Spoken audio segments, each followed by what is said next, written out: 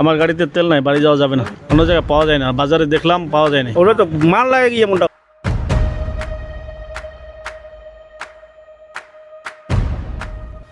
বুধবার বিকালে সামাজিক মাধ্যমে হঠাৎ ছড়িয়ে পড়ে জ্বালানি সংকট শুরুর গুজব।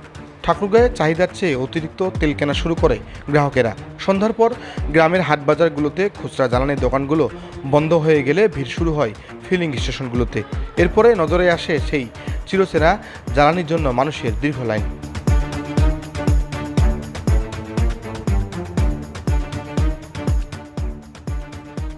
এখন প্রশ্ন হলো, জ্বালানির কি আসলেই সংকট?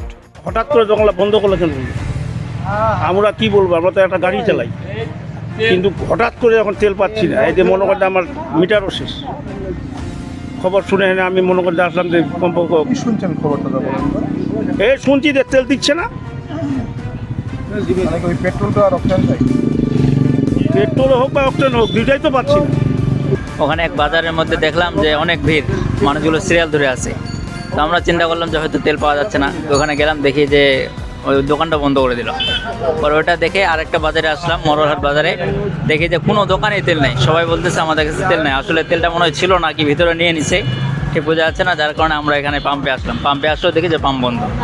এখন এই পর্যন্ত বলতে পারতেছি না আসলে কি সংকটের কারণে এরকম বোঝা যাচ্ছে নাকি শিওরটা বলতে পারতেছি না। শুধু দোকানে দেখলাম যে প্রত্যেকটা দোকানে তেল বন্ধ, কোনোটা দোকানে মানে বাইরে তেল নেই। যার কারণে এই ভয়াবহ অবস্থা দেখে আমরা জি তেলে অপেক্ষা আছি। আমার কি মনে হয়? আধা ঘন্টা ধরে আছি আমি। আপনার কি গাড়িতে একবারে তেল? আমার গাড়িতে তেল নাই, বাড়ি যাওয়া যাবে না, অন্য জায়গায় পাননি কোথাও? অন্য জায়গায় পাওয়া যায় না, বাজারে দেখলাম পাওয়া যায়নি, আমাদের পার্শ্ববর্তী বাজারে পাওয়া যায়নি। কোথায় বাড়ি আপনি? মরলহাট, জিয়াল মোড়। মনে হচ্ছে যে সংকটের যে কোনো কিছু শুনতে পাচ্ছে না। বাজারে যেগুলো তেল আছে ওরা বন্ধ করে দিচ্ছে, ওরা দিবে না তেল। তবে ফিলিং স্টেশন কর্তৃপক্ষ বলছে ভিন্ন কথা। পর্যাপ্ত জ্বালানি মজুদ এবং প্রয়োজনে আরও সরবরাহ করতে কোনো সমস্যা নেই বলে দাবি তাদের। এটা হচ্ছে যে 4টা সাড়ে 4টা থেকে এই এটা শুরু হয়েছে, চাপটা আর কি। 4টা থেকে ধরেন যে আমাদের দৈনিক পেট্রোল বিক্রি হয় 700 বা 800 লিটার, আর অকটেনটা বিক্রি হয় হচ্ছে আপনার 400 সাড়ে 400 লিটার। তা আমরা তো ওইভাবেই বরাদ্দটা পাই। এখন ধরেন যে আমাদের যদি 2000 লিটার যদি অকটেন থাকে, তাহলে তো আমরা মনে করবো যে আমাদের 5 দিন কোনো দরকার নাই। আচ্ছা, আর পেট্রোলটা ধরেন যে 1000 লিটার বিক্রি হলে আমাদের যদি 5000 লিটার মজুদ থাকে, তো আমরা 5 দিন কিন্তু নিতে পারবো সাপ্লাই। এর পাশাপাশি ডিজেল আছে, তো সব মিলাই কিন্তু এখানে 30-40 লাখ টাকার একটা ব্যাপার স্যাপার আছে। ডিপোকে যখন আমি বললাম যে এই ধরনের ক্রাইসিস এরা তৈরি করতেছে কৃত্রিম, আমি বললাম যে আমাকে কালকে তেলের ব্যবস্থা দেন। তো উনি বললো যে 4500 পেট্রোল আপনি নেন। তাই বললাম যে 4500 না, আপনি আমাকে 9000-এর ব্যবস্থা করে দেন।